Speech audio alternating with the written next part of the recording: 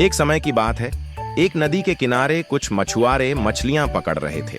वे जाल फेंकते और थोड़ी देर बाद उसे खींचकर ताजी मछलियां निकालते।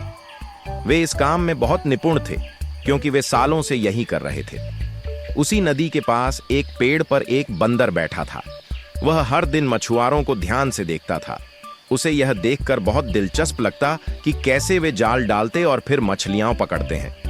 अगर ये लोग इतनी आसानी से मछलियां पकड़ सकते हैं तो मैं क्यों नहीं, बंदर ने सोचा।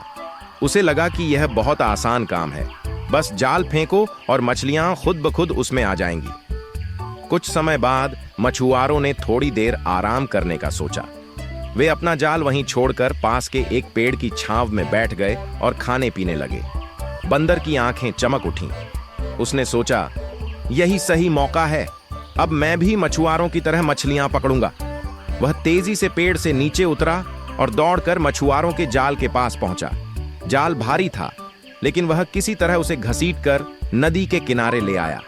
बंदर ने मछुआरों की नकल करने की कोशिश की।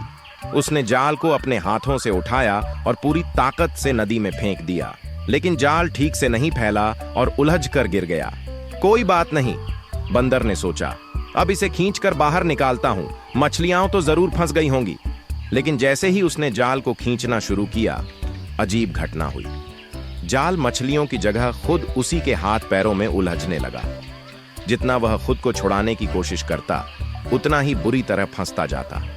अब बंदर बुरी तरह डर गया।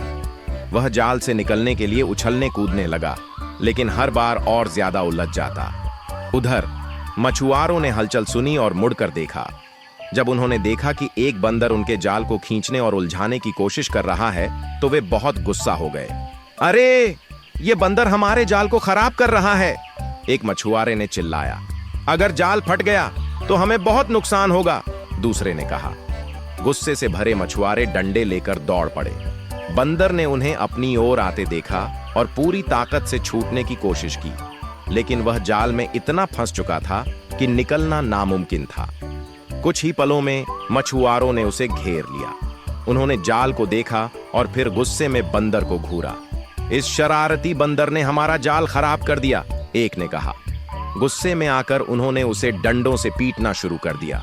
बेचारा बंदर दर्द से कराह उठा। उसे अपनी मूर्खता पर पछतावा होने लगा। मैंने यह सब क्यों किया, उसने दुखी होकर सोचा।